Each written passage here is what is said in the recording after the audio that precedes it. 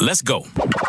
You're listening to KZSU, Stanford University's FM radio station, broadcasting across the Yay area on 90.1 and across the world at kzsu.org.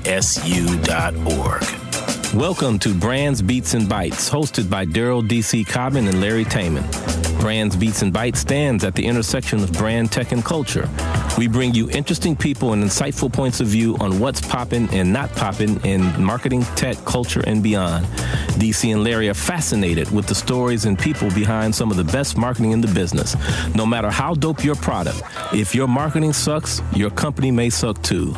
They both serve as managing partners at marketing consultancy Brand Positioning Doctors, where they help companies large and small, tech and non-tech, build better marketers so they can build great brands.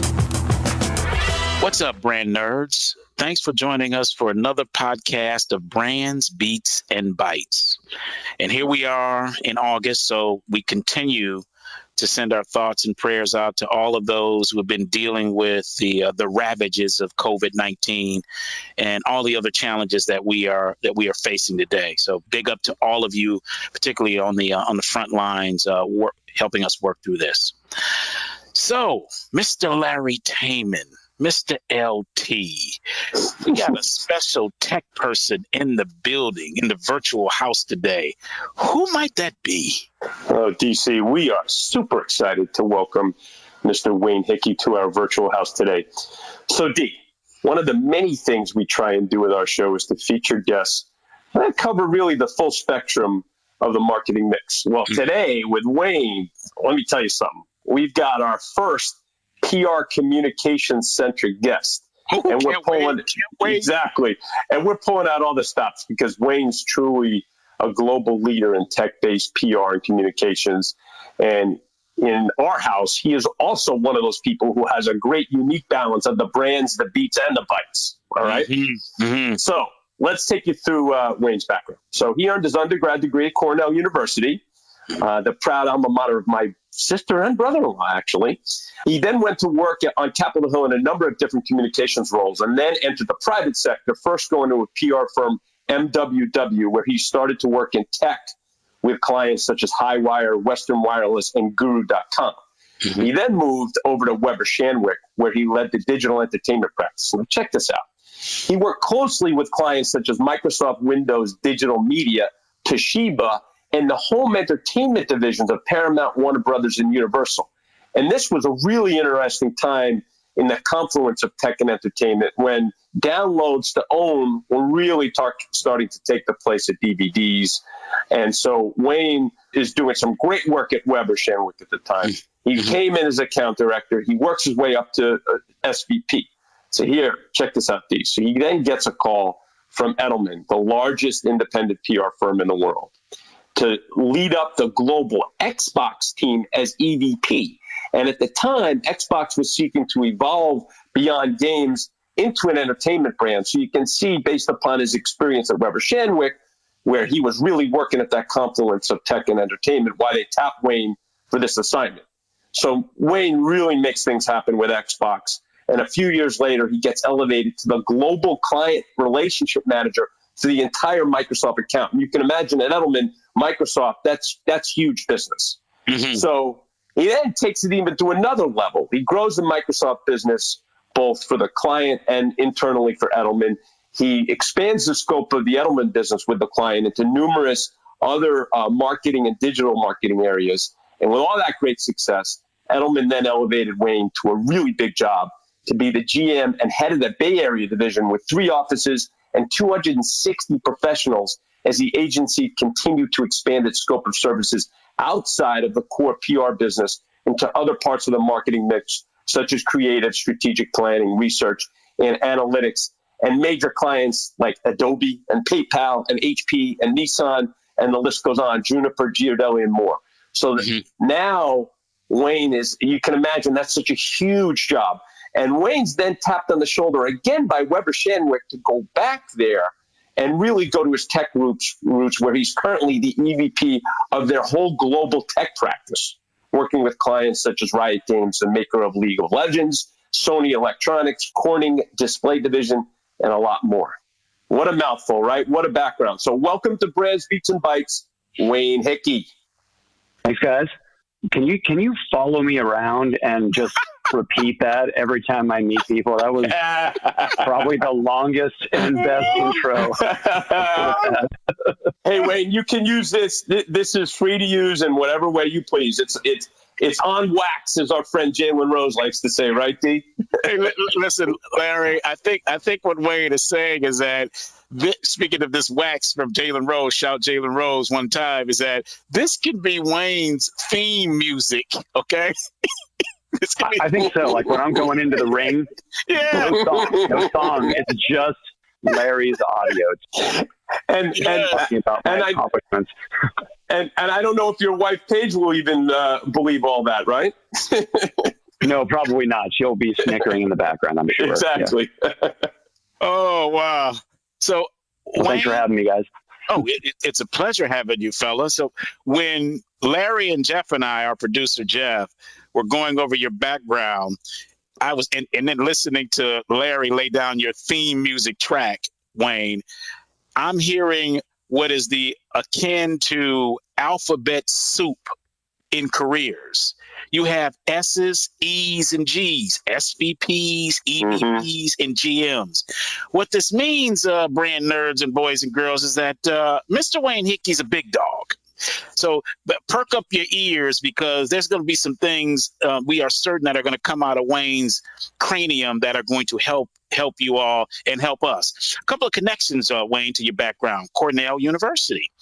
Here's a connection there. Both Jeff and I are members of the Alpha Phi Alpha fraternity 06, which is founded at Cornell University, which you may or may not know. That's right. Yeah, so that we have a connection there.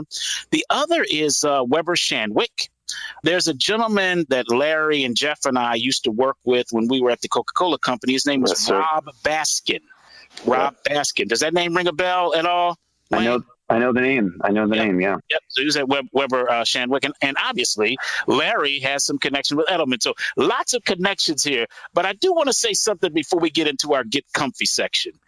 You've got deep experience in three areas that I believe are unique and similar. Here is the uniqueness. Tech is different than politics. It's different than entertainment. Here's what they have in common, though, my belief. Each of these industries are industries from the outside looking in. You think you might have a pretty good understanding of it.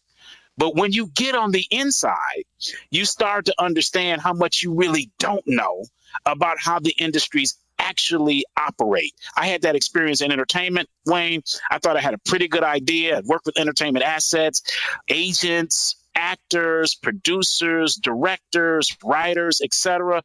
But until I sat my derriere in a seat inside of a studio, I didn't realize I didn't know jack. And the fact that you've got your derriere in the seat of high-level tech, politics, and entertainment, I just think it's fascinating, Wayne. I think it's fascinating. So lots of stories are going to come from this. Okay. So, Wayne, this is our Get Comfy section.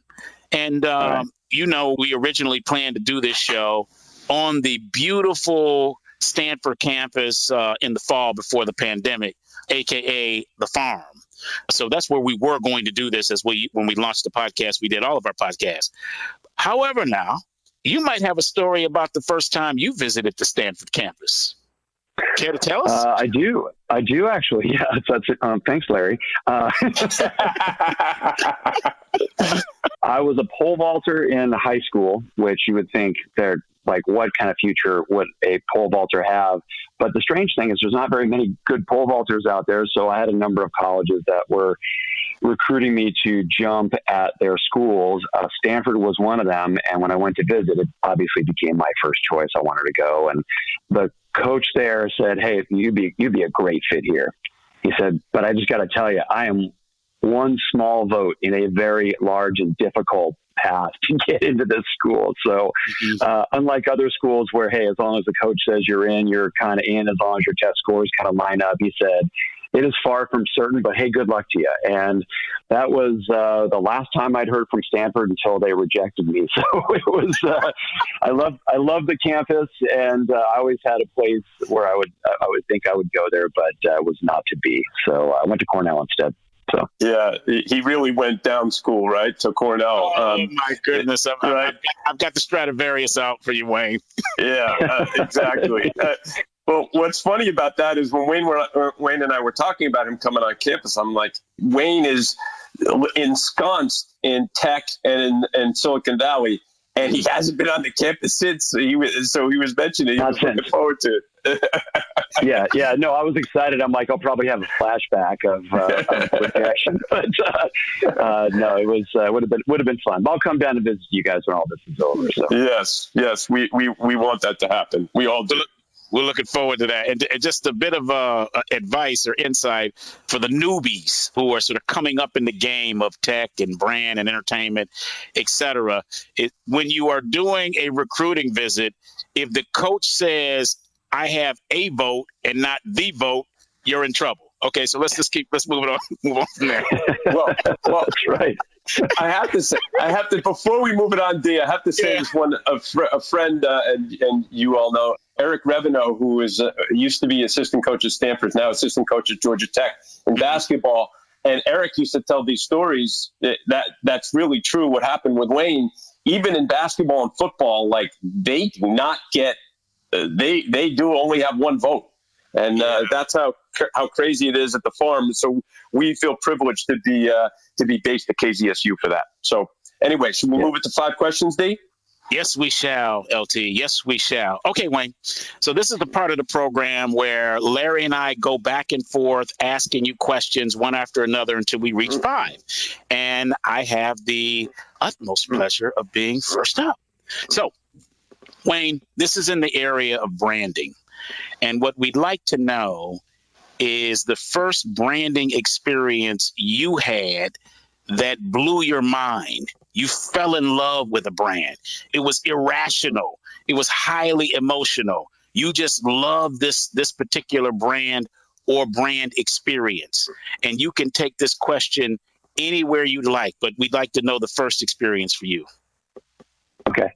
Well, look, since I spent my first decade in politics, I didn't have my first branding experience until much later. So it was sort of I was established enough to sort of get my head around, what branding was. I was initially thinking, when you asked the question about my work with Xbox, obviously that's just a great brand and we did some really cool things.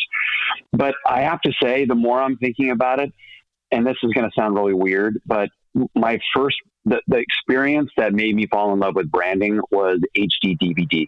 And we were brought in by Toshiba and Microsoft to help revive what was at the time a dead brand before it even launched versus Blu-ray.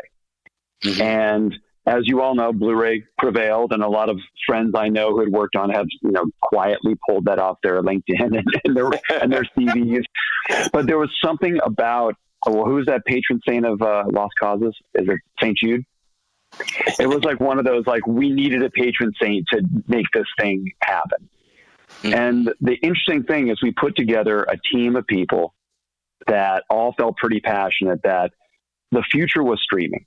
And what we really needed was an interim that wasn't going to be expensive for consumers, but was going to be an easy transition to get into streaming. And as Larry knows, Microsoft was definitely looking for that longer game, but we weren't quite there yet in terms of streaming and over the top and everything else. So we were pushing HD DVD because it was cheap and it was going to be out in the market a lot faster.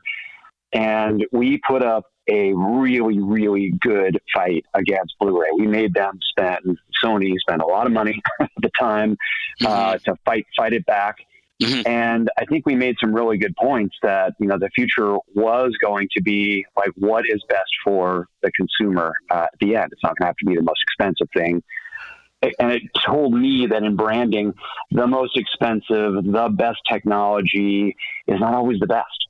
And it was a very interesting branding lesson for me. So while I don't often bring that up in places, if you ask me what that first one that kind of got me hooked in, I kind of like going after things that aren't super popular necessarily, but I think I can see the long game on it. And then grabbing other people who could also see that long game and create a team that's going to, at least make a dent, even if you don't win.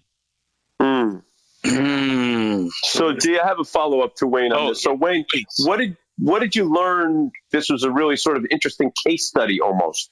Is there anything that you learned from that situation that you've applied since?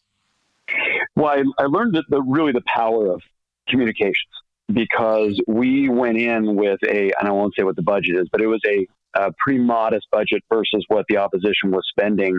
And they were doing ads and everything else. And while there were some advertisements around AC/DVD, it was almost entirely PR. Okay. It was hands-on demos. It was getting in front of people. We had a truck, semi that was outfitted with high-end home stereo equipment, and we were just bringing reporters and reviewers through and just doing, tech demos.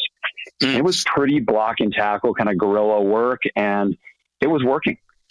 All these people who would say like, oh, the best and the one that has the most capacity is going to win. And they were like, you know what, I got to say, when you're talking about hundreds and hundreds of dollars less and you're getting just the same quality, and I'm going to be switching to streaming in 5 to 8 years anyway, man, this is good. And that was such an interesting learning for me, where at the time I had always thought that, hey, a really good slick ad campaign is going to, trump everything. And that wasn't the case. That was one of those things where you kind of needed to show and tell. And so that's something I think I took later into my career, as I switched over very shortly afterward to Edelman to work on Xbox. And Xbox had another problem where they were going up against PlayStation. Right. And at the time, they were selling quite a bit less when 360 had been out for a couple of years. And they wanted to get more into that gaming and entertainment, because they were seeing that intersection between the two circles, where not everybody who loves movies and entertainment is a gamer, but those circles were definitely intersecting more and more. Right. And we put together a really interesting branding campaign around the importance of those intersections, and made a pretty major dent against Sony in terms of how, customers and consumers were viewing us, expanding into different markets they hadn't been before during the first Xbox that came out. So I think that idea of getting in front of people with sort of that honest, plain, direct talk and showing them versus just telling them was a pretty powerful learning for me. It seems like it. Wow, that's cool. And it feels like you were in some of the early days of what is now commonly known as experiential marketing. Yeah. Putting folks in the truck. Oh, yeah. Yeah. Well, it was interesting. We created this truck, and we're driving around the country. And of course, it was in the summertime, and it was like hot as blazes. And I had a couple people on my team who were, managing this tour. And it was a great tour. And at one point, Universal, who had just come out with one of the Transformers movies, said, hey, we had created a replica of the Optimus Prime semi cab. I don't know if you guys remember that. Yeah. And so we showed up at a trade show. We're like, hey, we're going to wind through. We got to Cedia, and they hooked on that Optimus Prime cab and drove it around with the tractor trailer behind it. And we were showing off, the Transformers movie and a bunch of other Universal titles at the time. That's really cool. And so it was cool. So you get people to show up and say like, well, I'm here to see Blu-ray. And they go, oh, this is pretty cool. I'll see this. And then they're like, oh, I'll take the demo. And they walk inside. And more times than not, they were walking out going, wait, this is going to cost how much? And it's going to be available how long ahead of time from Blu-ray? So again, it wasn't something that ultimately succeeded, but I do think it put a lot of people in a different frame of mind after we were done with that campaign. So love it. All right. So Wayne, before we go to the next question, Larry, I do want to ask two questions. The first is, what year was this? So that was probably 2006. 2006. Okay. So 2006. All right. Yeah. Here's the next thing is that take us on the inside of discussions, if you all had them, when you're dealing with a product or service where the industry has said, this is going to be obsolete. What we're doing now is not going to likely be around, or it's going to be dramatically different. But you got to make hay with what you got at the time. Did you all ever have those kinds of discussions? We did, and it was an interesting thing because I think you had the Microsoft side where there were so many smart engineers looking at what it was going to take to get over the top and broadband and all this other stuff was coming about. Mm-hmm. And I think the typical like engineering optimism was, we're 5 years out, and if we don't do this now, we're going to be missing the boat. Now, if you guys, we're obviously in, 15 years later, and I think we're kind of just getting to over the top and cutting forward and all those things. It took a lot longer, but it was, I was saying it was fairly prescient for Microsoft and even Toshiba at the time to be thinking about like where we're going on it versus like, hey, let's just do more optical media. And what's interesting is I think then it goes into the next piece where I worked with Xbox on that games and entertainment element, and they looked at an eventual over-the-top approach.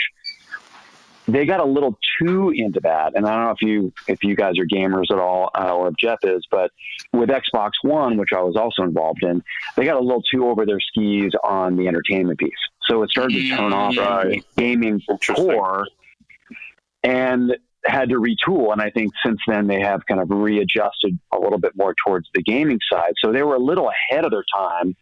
And then that actually had a backlash, in up to 2013, where they had to learn a lesson and then switch back to who their core was. Mm-hmm. But if you look at just last year, what did Reed Hastings say his biggest competition was? It wasn't HBO. Yeah. It was Fortnite. Yeah. And when you look at Fortnite, and it's all about eyeballs. Right. So again, that original premise of it's all entertainment and how do we pull people in for entertainment, I think that thread has sort of carried all the way through in a way that's really starting to play out now. Yeah, that's really interesting because we love this kind of stuff, Wayne. The balance of what we call the brand lover, when you have a gaming system, but it is, as you said, much more entertainment in scope. And how do you balance really emotionally connecting with that gamer and offering the full array of entertainment, but yet not over-rotating to too much entertainment, right? It's a very fine line that you have to straddle. Yeah. Yes. Well, and you have a community, and that's the other thing I think that has, in the last 10 years, communities used to be very like insular, narrow, and fairly separate. And the idea that some of these communities are going to intersect, and look, there are days I'm a gamer, there are days I'm a traditional sports watcher, there are days that I might be a cosplayer, there are days I might be doing different things.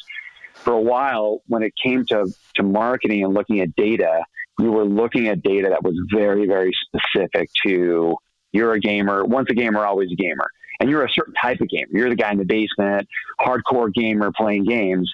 And then you said, well, what about like people that are playing casual games, and they're on mobile?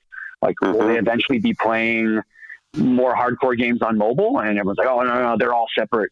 But now you're starting to see those intersections happen. And that's why you mentioned Riot before. They're a client of ours, and League of Legends is a wildly successful game, but it's also a wildly successful esport.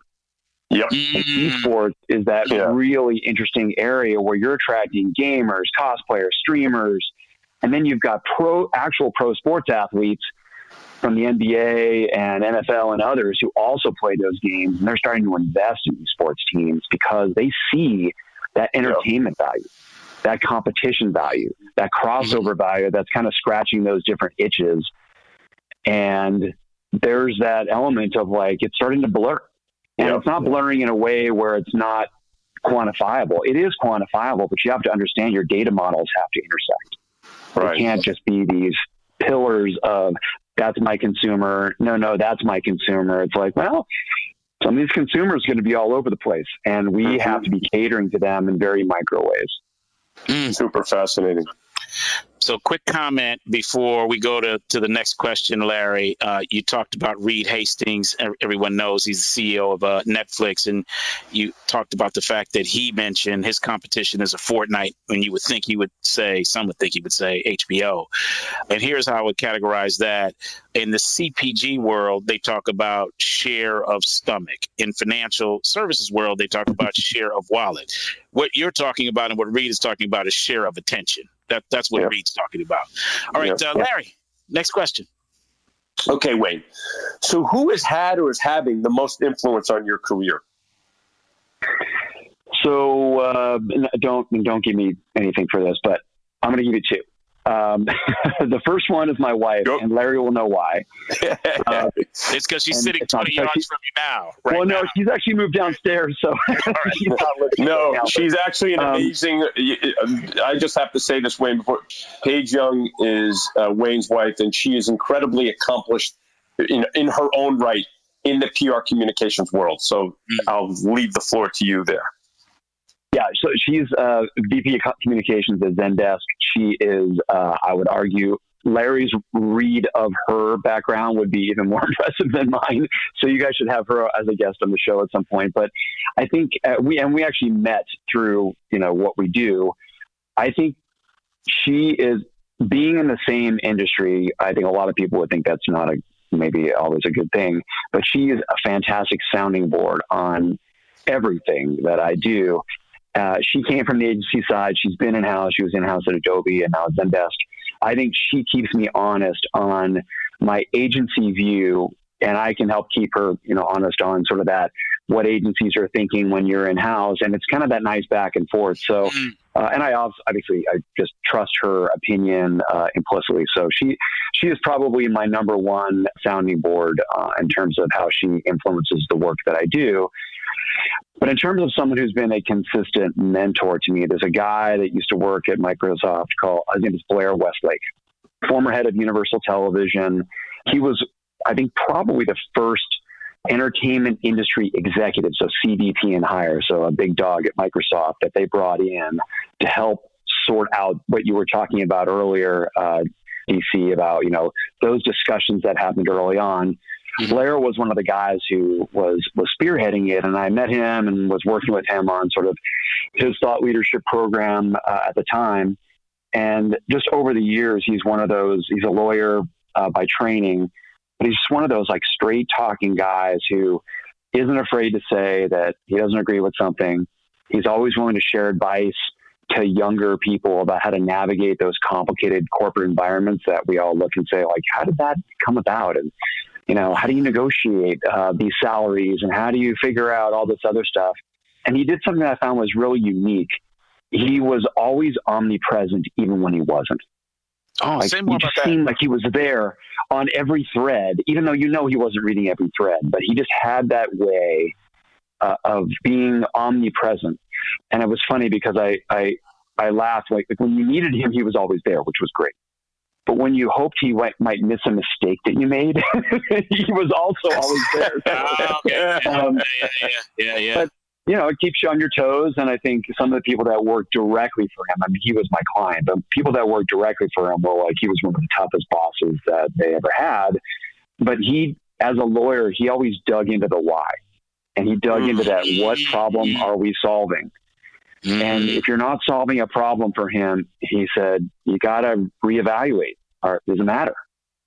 And, you're a guy with that approach, sort of that legal minded approach, a bit more art in a science engineering environment. And it was always interesting because I think he sometimes got what he wanted at Microsoft and other times he didn't. He got overruled and was like, no, tech for the sake of tech. And so it was an interesting guy, and I still talk to him on occasion, and he's just a real, real good mentor in terms of how mentors go. That's awesome, Wayne. That's very cool. Nice. Dee, do you have anything to add, or you want to take the next question? I'm going to go to the next question, LT. Thank you, brother. Okay. All right. Wayne, for those of you who were not in the pre-show, which is none of you were in the pre-show, it's just Wayne, myself, Larry, and Jeff. Wayne may not like this. He thought that with initials DC and LT, and he thought maybe we should call him WH. We said, no, we're not calling you the WH. Okay, we're not calling you WH. But, okay, going back to the letters, the alphabets with the E's and the S's and the G's, big dog titles, you've seen a lot, you've done a lot. And some levels, historical stuff, because you've been early days in things that started small and became juggernauts. Yep. But Wayne, we don't want to know about any of that. Okay, we want to know about your biggest F up and what you learned from it.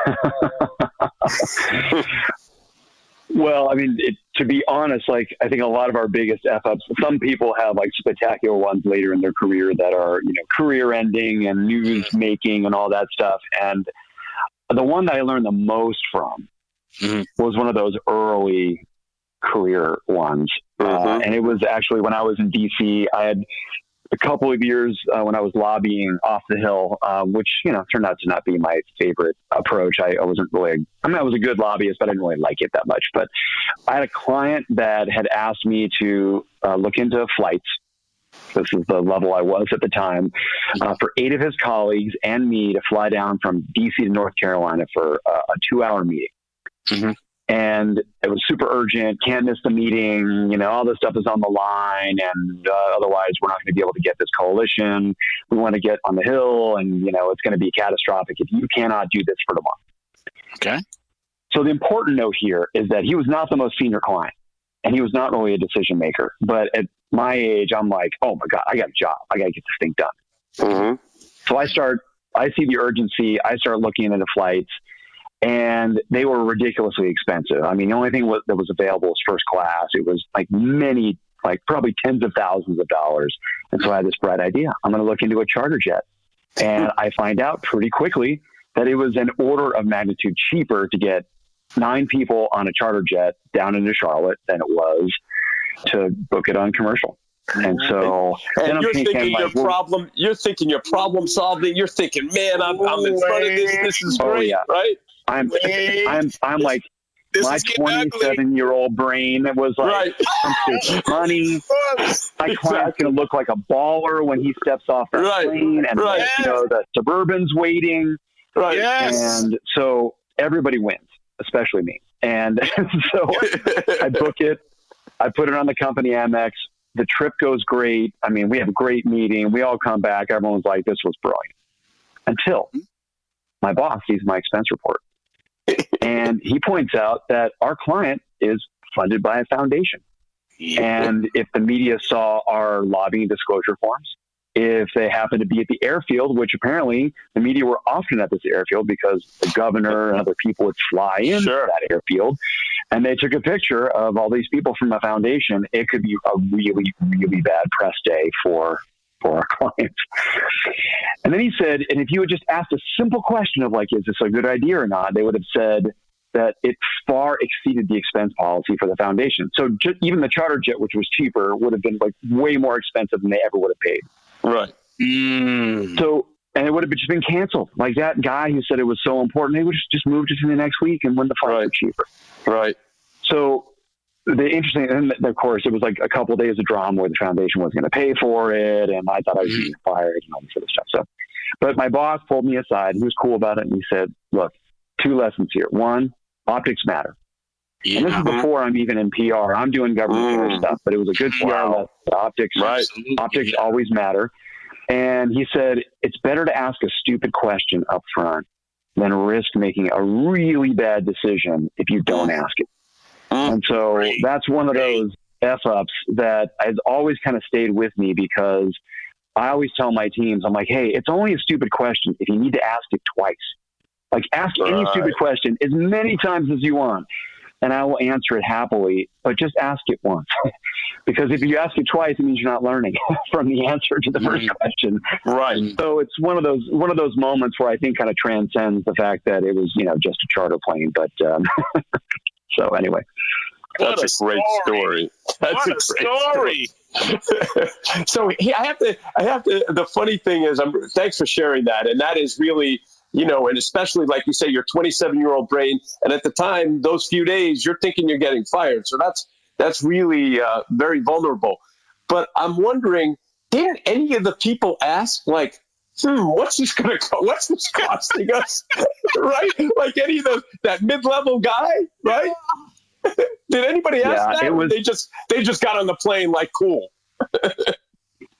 Look, maybe I just held like some level of confidence. I knew exactly what I was doing. Okay, Wayne, we're going to go to the next question. All right.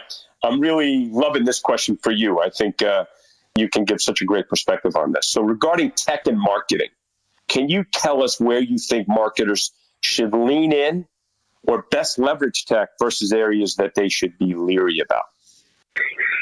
Yeah, I think me and a couple of my colleagues at Weber Shandwick have had this discussion for the last couple of years, even before the pandemic and everything else. And there is a camp that is like, look, at the end of the day, disruptive technology is kind of like where we need to be sort of focusing on where it's going to be. So again, that Gretzky, where's the puck going to be versus where it is now and all that stuff. And I agree with that, yet I'm always pushing on the application of tech.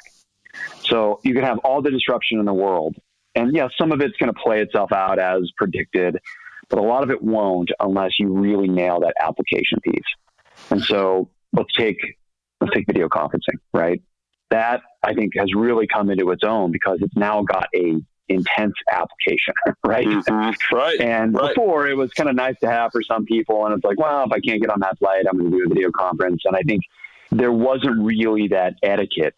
And you put yourself into this situation and it's forced all those etiquette rules to be kind of figured out. And we've all gone through that cycle of like people making jokes about, are you wearing pants or not? Are they making those jokes anymore? Not really. Right. No. You kind of move through those cycles and that application piece becomes so critical. And then we have what we had earlier where we had a little bit of an issue with our not to be named videos. Conferencing service, and we had to switch back to a dial-in, and it's those application pieces where you can't just have tech for tech's sake. Whether you're a company trying to market something or you are an agency trying to help people market things, you have got to be thinking down the line about what's that application, what is that problem I'm solving. To go back to what some of my predecessors were sharing with me. And that's the one thing where it's also fit for purpose technology. And one example is, and it's a small one, but I think it's important, is so Weber Shandwick as an agency, I think we were pretty well prepared to get people to go work from home and to stay connected. And I think when the pandemic first hit, we were doing a really good job of using the video conferencing tech to do the one-to-many. We use Teams at our company, and the one-to-many was great. We're doing every week. Everyone's checking in, how things are doing, and are we going back to the office? Are we not? When? And what are we doing? And safety is paramount. I think that our leaders did a really good job of using it in that way. But then murder of George Floyd and a number of different things were also happening shortly thereafter. And we initially were going to do a bit of a one-to-many, and my leadership readjusted real fast. And they actually canceled one of the meetings and they broke them out into very small, more local meetings to talk about it. And so all of a sudden the application of it got into their heads of like, no, got to change the formula up here. We're not going to get a real honest dialogue unless we break it into really small groups. Yeah. And so same technology, slightly different application, I think a drastically different outcome, and in both cases, a good outcome. So that's an internal comms employee engagement type of thing. But I also look at that as instructional for how do you hold a trade show? How do you hold an event? I still have clients doing press releases. Sometimes it works, but a lot of times it doesn't. And is it one of those things where it's like, hey, we need to kind of do this sort of house to house and show somebody, literally handhold them through how the technology works. And while it's probably going to take more time, is that better than having a one-to-many replication of a giant trade show? And in a lot of cases, I think yes. Yeah. You got to spend that extra time with people. And that's where I think the tech piece can figure in, but can also go wrong so quickly. Yeah. Where if you hinge your entire virtual trade show on a piece of tech where your main presenter is doing like your event's broken. That's pretty good. Right? Your event's broken. Yes. So, yes. And you can't rebound from it either, because all of a sudden you're literally on Tech Island, right? And if it's not working and you don't have the backup plan, you're effed, right? That's really the bottom line. And one thing I would pull out from what you said too, Wayne, is, and we talk about this a lot, pardon the pun, with other application as it pertains to marketing, is you got to know your audience. And that's the story you talked about Weber, about what you guys did, is understanding the situation and understanding your audience and applying it accordingly. Oh, no, you're 100% right. And I think that's actually a great point. Of there was a period of time over the last decade where many answers was just adding more technology, right? Tech enabled this, AI that, disrupt and figure out the implications later. We're kind of seeing some of those things, does chickens come home to roost? But it's that employing the right technology, precisely targeting that application. And I think, to your point, never losing sight of who your audience is. And if your audience is changing. And that's the other thing, is where I think people are assuming that their marketing models about who their audience is going to stay the same through the pandemic, through Black Lives Matter, through Me Too. And that's not true. I think in a lot of places, those audience are changing, and whether they're changing their habits of how they consume, or they're changing their requirements from the companies they buy from. And that, I think, is also interesting, where, it's that seeing around the curve, but also seeing, how do I pivot? I look at, I'm sure you guys, I don't know if you guys go to the movies or not, like the actual movie theaters before the pandemic. But you used to be. Yeah, I miss it greatly. We loved our family that was one of the things our family did as a family, and to really miss it. So I started to hate going to theaters because they weren't evolving for a long time. And then you started seeing this renaissance around tech. They were going 4K, 8K, digital projection, Sony and Dolby and those guys, they were bringing some great systems, IMAX, into these theaters.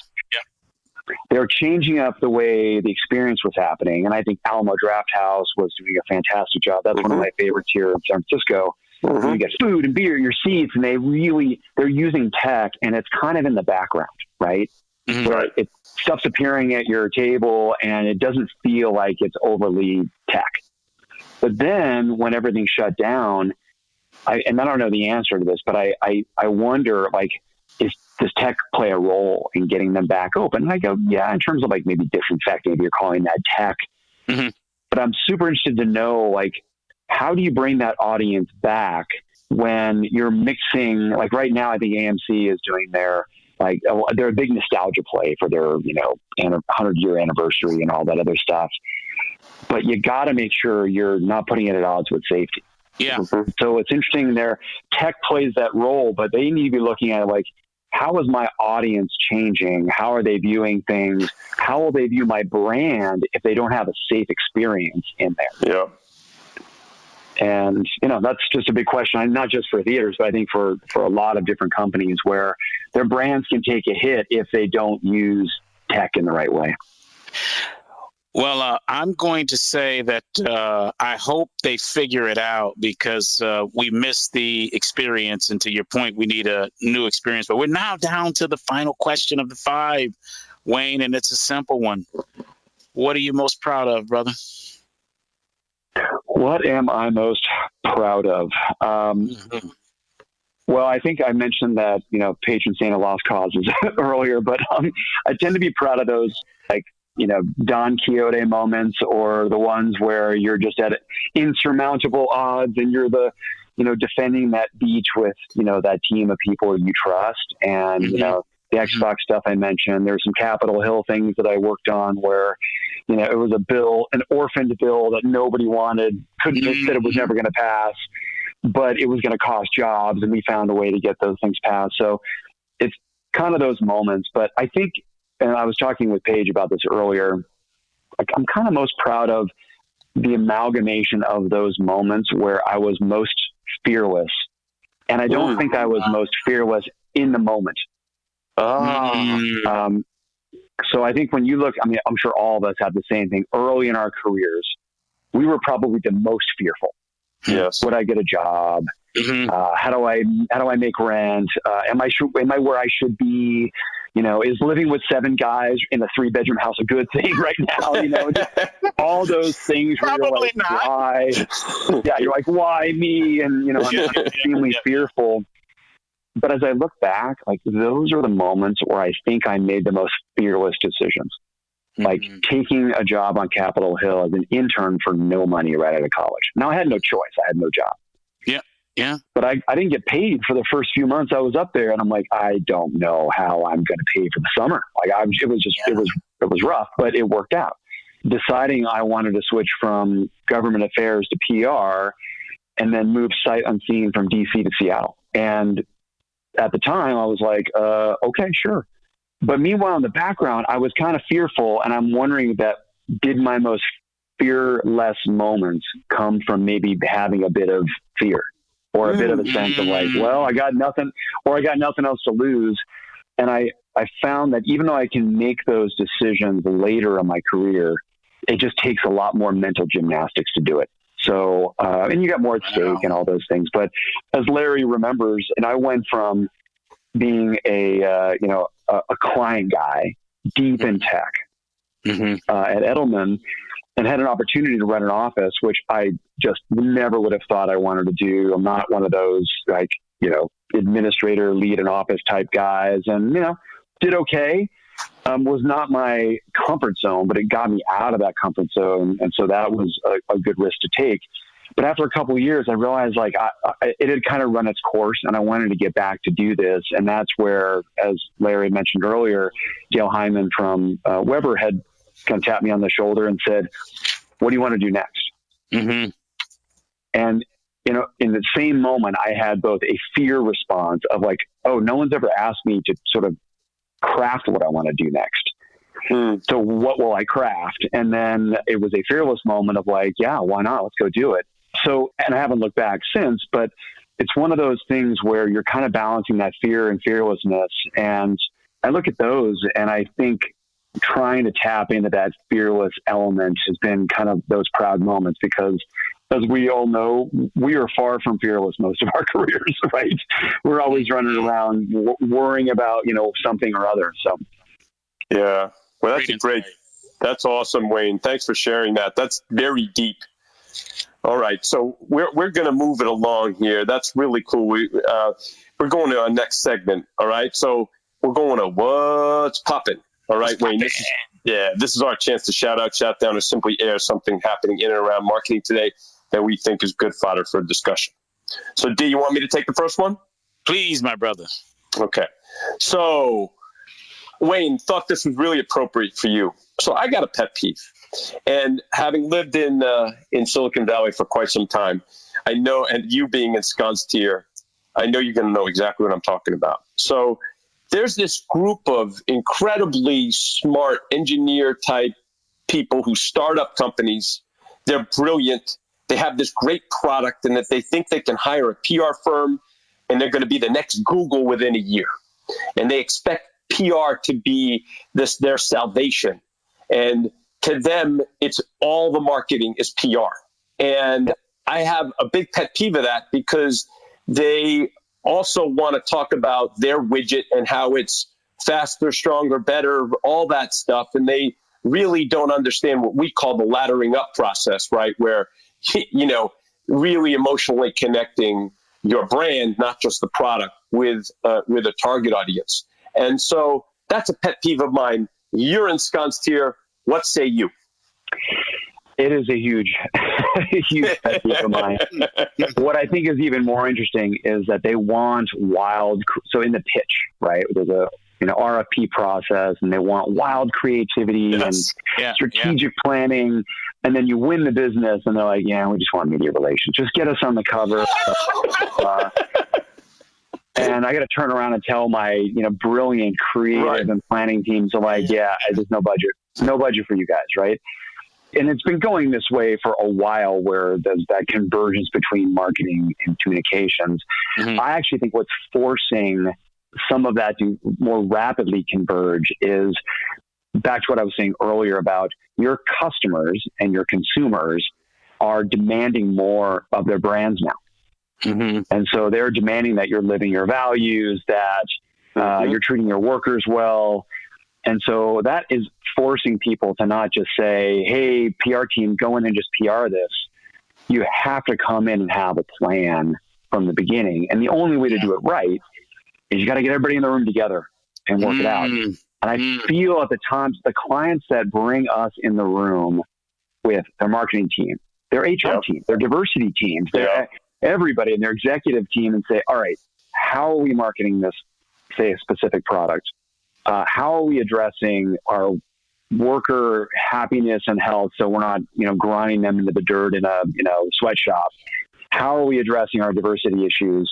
And then how are we packaging all that up together to then tell that bigger story? Those are the successful companies. And that's why in all the chaos that's happening right now, I'm hoping this is one of those accelerator moments that's going to show that, hey, a strategy is actually a really good thing. And so you need the planners. They can be useful. Strategy can be useful. It can be useful. And I also think that there is still a holdover of kind of the old comms paradigm where every good PR person was strategist, brainstormer, creative, media pitcher, you name it, copywriter. And it's just not the case anymore, where I think you can be a good leader of finding or getting good product out of people from that, but you need specialty people to do it right. Yeah. And that's still a break. I think the marketing agencies, like if you look at a McCann or MRM, or they all have their people, and I think their model is set. So people are expecting like, I'm going to get an army of people working on an ad campaign or something else. In comms, it's a little harder. Mm-hmm. There's still sometimes a bit of a disconnect, like, oh, Wayne, you're not pitching every single media person. I'm like, no, I don't have the relationship with this guy or that person. I know some people, but I got a team that does that, and they're amazing at it. Right. So I need to bring them in and let them do what they do. And then they're also going to come in and tell you like, your story isn't going to fly. We need data. We need this, we need that. We need something else. So it's still an ongoing pet peeve, but I think the shock and awe of some of the, Me Too diversity challenges that we're having right now, I actually think some of that is going to change the way companies are marketing the actual products, not just dealing with kind of the internal comms piece. Great stuff, Wayne. That's really, I thought that would be something you would have a lot to say on, and that was awesome. So do you have a what's popping for us, Wayne?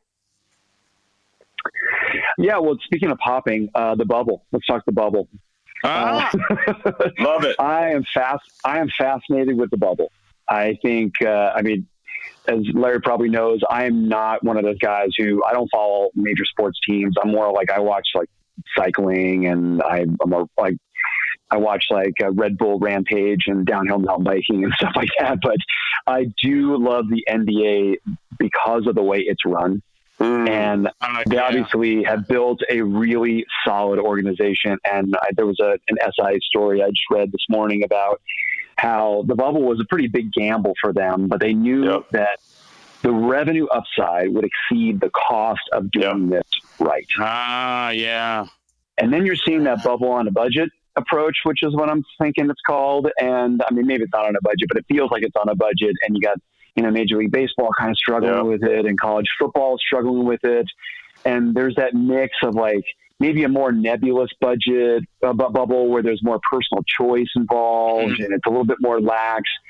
And it was kind of a metaphor for me that around the pandemic and BLM and everything else, in marketing and comms, right now, you kind of have to be all in or not.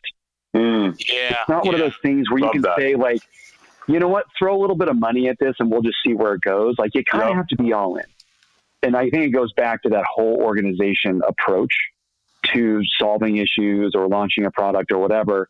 The stakes are just too high for companies. You're seeing more CEOs than ever before forced out for things that they would have been forced out. They would be able to weather stuff like that 5 years ago, but they're being forced out. You're seeing CMOs, you're seeing even CCOs being pushed out for bad responses to things. Mm-hmm. So when you look at that stuff and you're like, oh, it's going to be really expensive. Like, okay, well, how important is it to your company? Right. Yes. And so it's not like you're creating a bubble, but you're kind of creating a whole organization approach to problem solving. And I feel like the NBA did that. So we agree. We've been talking about that internally, and we have clients in and around. Harlem Globetrotters is a client of ours. So yeah, we've had a lot of conversation about that, and you have to hand it to Adam Silver and his team for doing that the way you said. Okay, we're gonna shout Mark Tatum and Kelly Flato as well over there. Yes. Yes, we're going to shift it to Wayne. You've been amazing. Thank you so much. We're going to shift it to our learnings. Yes. So, Dee, I'm going to start. Okay, I got a lot of learnings, but I'm going to keep it concise. I think it's better. Okay. All right. Coming from the PR communications guru, optics, yes, they do matter. Mm-hmm. They really matter. When Wayne was sharing that story about chartering the plane, and so I think for all the folks out there, you always have to be thinking about what are the optics here in everything that you do. You have to have that in the back and sometimes in the front of mind. And I love this one. The only stupid question is one you ask more than once. That's classic. Classic. Love that. And then the third one, and then I'm going to shift it to you, Dee, is that tech founders out there, again, we're ensconced in Silicon Valley here. You got to bring everyone in the room to really make sure that you're looking at everything 360, that you're looking at it strategically. And if you do that and you have the right people in the room, the good to great, the right people on the bus, and you understand that you need to emotionally connect with actually a target consumer, that's where you're going to achieve maximum results. It's on to you, Dee. Appreciate it, LT. Wayne, I've learned some things from you, brother.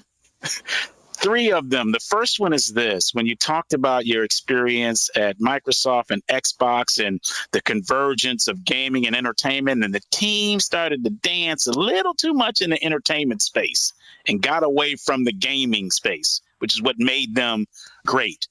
Here's my learning from that. Make the main thing the main thing. Don't lose sight of that. Number 2. When you talked about, the people that have had and are having the most influence on your career, you talked about your wife, and you mentioned that she was a sounding board. So my learning from that is the quality of your sounding board could impact the quality of your decisions. Mm-hmm. And then third and finally, this notion about being fearless. So here you are, newly minted, college grad, going on the Capitol Hill for a summer and not being paid for 2 months. And then you said this. It was almost like a throwaway line, Wayne. It just worked out.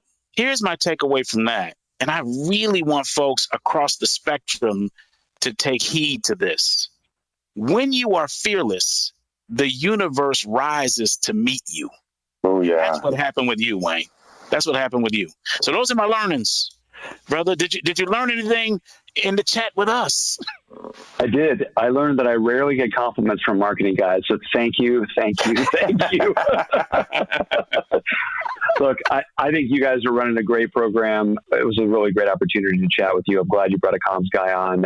But again, I think keep preaching that inclusive message that we all need to be in this together in everything we do, whether it's marketing, communications, running a business, getting through the craziness of being at home, with everybody that you love and or maybe a little too close a proximity. It's an important message, because I think if we keep that in sight, we're going to get through it, and we'll also be able to market great stuff. Because I honestly do think that out of this is going to come a pretty remarkable decade, and I'm hopeful. So. Yeah, that's a great way to That is a mic drop right there. That's a great way to close the show. So thanks for listening to Brands, Beats, and Bytes, recorded virtually on GoToMeeting and a production of KZSU, Stanford 90.1 FM radio, and worldwide at kzsu.org. The executive producers are Jeff Shirley, Daryl D.C. Cobbin, myself, Larry Taman, Joseph Anderson, and the podfather himself, Tom Bureau. Yes, sir. If you are listening to us via podcast, please rate and review us. And if you do like the show, please subscribe and share. We hope you enjoyed our show, and we look forward to next time where we will have more insightful and enlightening talk about marketing with another great business leader as our guest.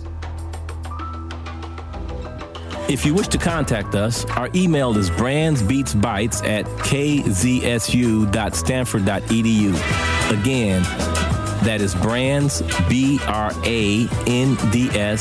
beats, BEATS, bytes, BY as in yellow, TES, at kzsu.stanford.edu.